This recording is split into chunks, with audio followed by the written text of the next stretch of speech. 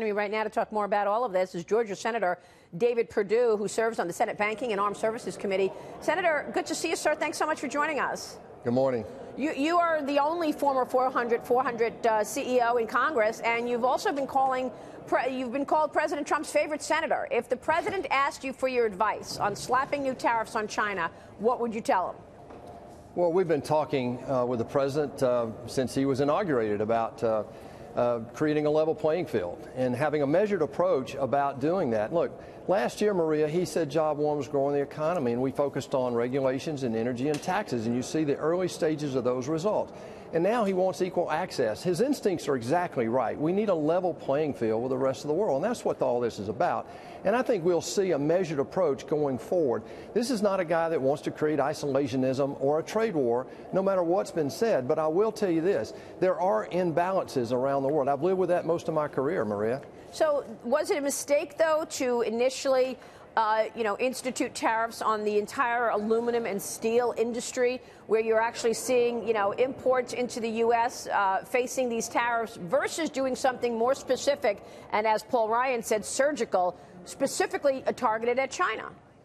Maria, those of us like me who have lived with this their entire career. I mean, at Reebok, we had a matrix, right? We had countries where we made product, we had countries where we sold product, and we were transferring product cross borders all the time. Trade is a matrix. You've got countries, you've got industries, and you have product categories, and you have to be very careful that the reasons you're putting a tariff in are for the right reasons, like illegal activity of dumping and illegal subsidies. And what this president wants, in addition to that, is parallel access. If they have access to our markets, then we need to have access to their markets. Right, sure. And at this point, we don't have access to the Chinese market, right? I mean, if a company wants to build a plant in China, first they've got to give up all their technology secrets, and then even then they won't own more than 49% of a joint venture. Maria, in the last 30 years, actually 40 years, the United States trade policies, our military, and our growing market here has reduced global poverty about 60 to 65%. We brought a couple hundred million people into the 21st century in China because of our growing market. And look, what we've done here, our poverty rate hasn't changed at all in the last 50 years, Maria. So what we are looking at now, the time has come, and this president's standing up to protect American workers, American jobs, and companies to create equal access on a level playing field. There is absolutely nothing wrong with that. So what I'm sorry, go ahead. No, please, you go ahead, finish your thought. Well, I love Larry Kudlow's choice, Maria, because he's a free trader, and yet he knows there are punitive imbalances out there in the world that have harmed American workers. So I think you're going to see a more measured, targeted approach coming out of this White House going forward. What do you make of this market pushback? Dow Industrial's down 250 points yesterday. Public markets are telling the president, stop instigating what potentially could be a trade war.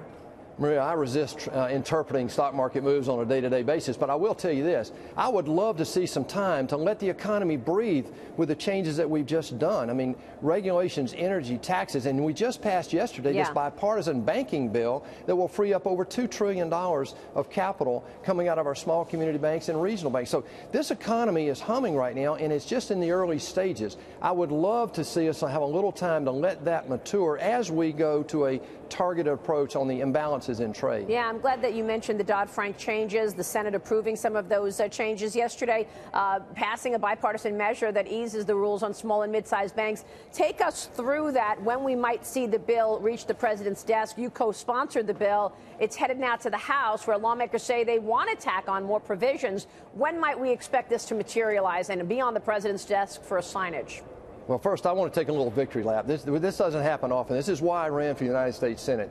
You come here to get results. That's what this president wants. And in a bipartisan way, with 17, I believe, Democrats voting for this bill, I'm on the banking committee, and we fought hard in committee to get it out of there. We had amendments on the floor. It was regular order, and we passed a bipartisan bill. This is major.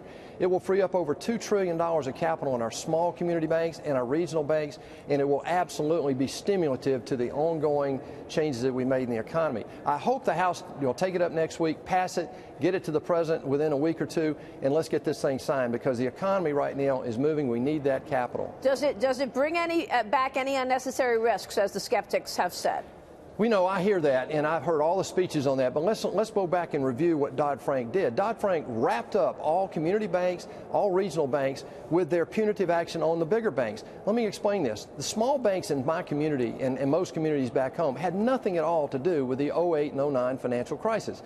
And so they got wrapped up in there. And all this does, it's a very measured approach. Yeah. It reduces the compliance cost and the regulatory burden, and it frees up. Some estimates are about $2+ trillion in investment capital. Well, we know that businesses have been sitting on cash for the last decade, Senator, because of all of this rules and regulation, that 95,000 pages of the Federal Registry under President Obama. Let me switch gears, Senator, ask you about your colleague. Senator Rand Paul says he intends to oppose the nominations of Mike Pompeo for Secretary of State and Gina Haspel for the next CIA director. Do you plan to support these nominations? Well, I do. I like Pompeo. I think it's a great nomination, but I also like Tillerson. I think Tillerson, for the year he was in there, did a great job. We were headed in the right direction. Look, what we've done the last year, Maria, on a political basis internationally, is we have re-engaged. Yeah. And I travel the world as a former member of the Foreign Relations Committee, as a member of the Armed Services Committee. Now we're meeting with these heads of state, and what they want is American leadership, American partnership. They want consistency in partnership. Sure. And that's what we're seeing today. Real quick, Senator, do you want to see changes in terms of a phase 2 on the tax plan? You want more tax cuts? Well, here's what the reality is, and I think the president's relating to this. We said as we were voting on that bill, this is a dynamic situation. It's been 30 years since we made the last change, serious change in the tax policy. The rest of the world's already moving. You know, the UK, Germany, other countries are moving to adjust to what we've just done.